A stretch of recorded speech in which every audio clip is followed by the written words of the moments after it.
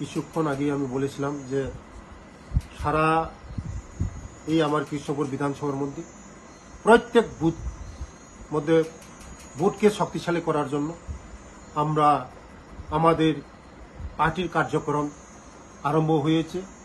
আগামী দিন এই রাজ্যের প্রতিটি আমাদের যে বুথকে শক্তিশালী করার জন্য, আমাদের বিধানসভাকে শক্তিশালী করার জন্য, ত্রিপুরাকে শক্তিশালী করার জন্য, বিকশিত ত্রিপুরা করার জন্য এবং মানুষের যে চাহিদাগুলি আগামী দিন আমরা আরো দ্রুততার সঙ্গে আমরা সরকারের যে সুবিধাগুলি এটা পৌঁছে দেওয়ার জন্য আমরা বুথের মধ্যে আজকে মিটিং করা হচ্ছে।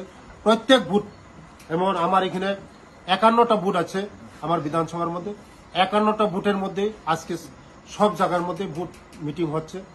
আগামী 2026 এবং 2028 আমাদের নির্বাচন, 2026-এ এডিসি নির্বাচন এবং 2028-এ আমাদের অ্যাসেম্বলি নির্বাচন, বিধানসভা নির্বাচন। এই নির্বাচন উপলক্ষে আমাদের যে সংগঠনকে আরো মজবুত করার জন্য প্রত্যেক বুথ, প্রত্যেক মণ্ডল, প্রত্যেক শক্তি কেন্দ্র, প্রত্যেক পৃষ্ঠা প্রমুখকে আমরা জাগ্রত করার জন্য আমরা মাঠে ময়দানে নেমেছি। আগামী দিন আমরা 2026 এবং 2028-এর মধ্যে আমরা বিরোধীকে একদম সুন্দর কোঠায় নিয়ে যাব এবং যারা এখনো কংগ্রেস এবং সিপিএম বিভিন্ন দল করে, আমি বলবো আসুন আমরা একসঙ্গে ত্রিপুরাকে বিকশিত ত্রিপুরা করব, শ্রেষ্ঠ ত্রিপুরা করব। এবং 35 বছর আমরা সবার রাজত্ব দেখেছেন, সিপিএম এর 35 বছর দেখেছেন। এই 35 বছর মানুষের যেভাবে জ্বালা যন্ত্রণা করেছে ওরা, আমাদের যে ত্রিপুরা রাজ্যকে এত পিছিয়ে নিয়ে গিয়েছে তারা, আমাদের অনেক জেনারেশন ধ্বংস হয়ে গিয়েছে। 35 বছর সিপিএম রাজত্ব করেছে, কংগ্রেস রাজত্ব করেছে ত্রিপুরা রাজ্যের মধ্যে। ভিখারি ত্রিপুরা রাজ্যের মধ্যে অশিক্ষিত শুধু ভূতের রাজনীতি করেছে ওরা। আজকে আমাদের মোদিজি আসার পরে প্রত্যেক গ্রামে রাস্তা, পানীয় জল, বিজলি, শিক্ষা, স্বাস্থ্য সব দিক দিয়ে উন্নতি হচ্ছে।